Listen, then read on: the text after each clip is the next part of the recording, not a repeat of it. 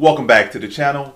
In this video, I'll be giving my dog of the week for UFC 325, Volkanovski versus Lopes 2. So, yeah, I'm going to give you my dog of the week. So my dog of the week for this week, again, UFC 325, Volkanovski versus Lopes 2. And got to repeat myself a couple times to get the little time up on this video. Joking and non-joking. But, yeah, my dog for this week is Torres Finney against Jacob Malkoun.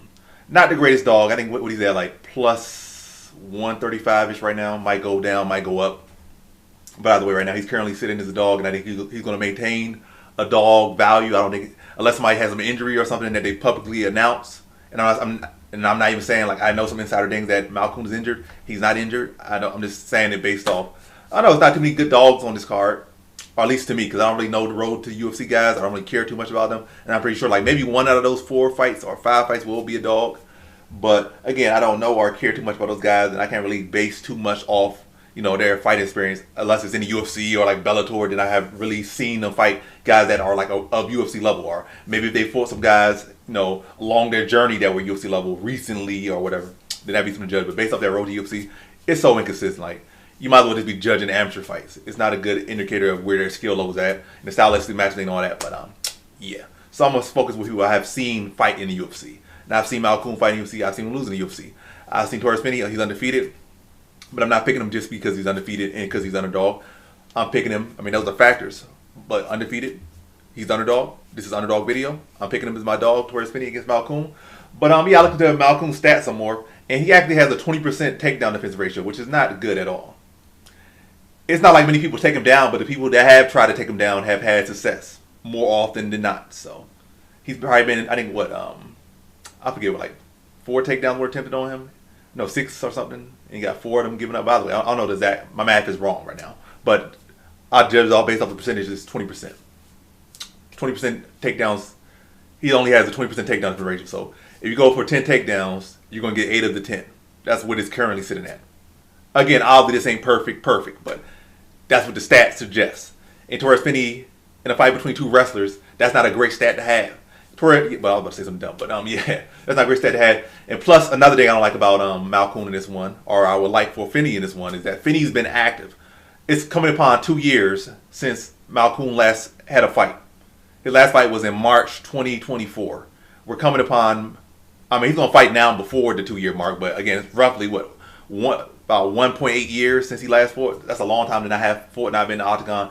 And I have not seen him make no great evolution because he has not been fighting. Whereas Finney, I have been seeing him train, seeing him working.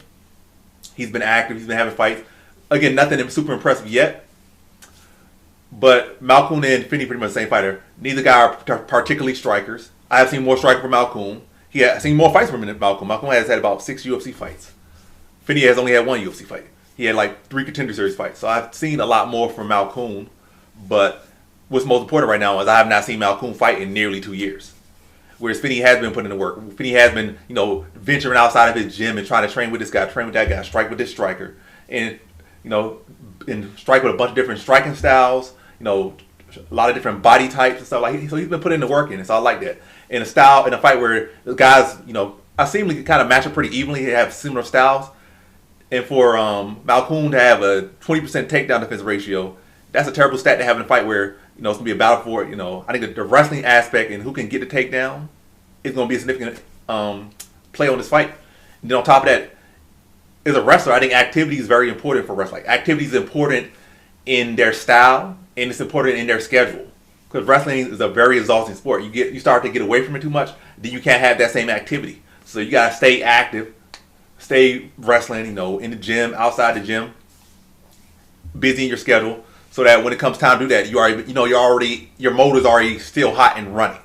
Because you see these wrestlers, they start to take absences, and they come back. At first, they would like wrestle all day long, then they come back after the absence, and all of a sudden they got like 3 or 4 or 5 takedowns in them the whole fight maximum. Then start to drop to 3, then start to drop to 2. They fall in love with the overhand, and then they might go for 1 takedown if you pray hard the whole fight, and the whole 25-minute fight turn into Tyrone Woodley.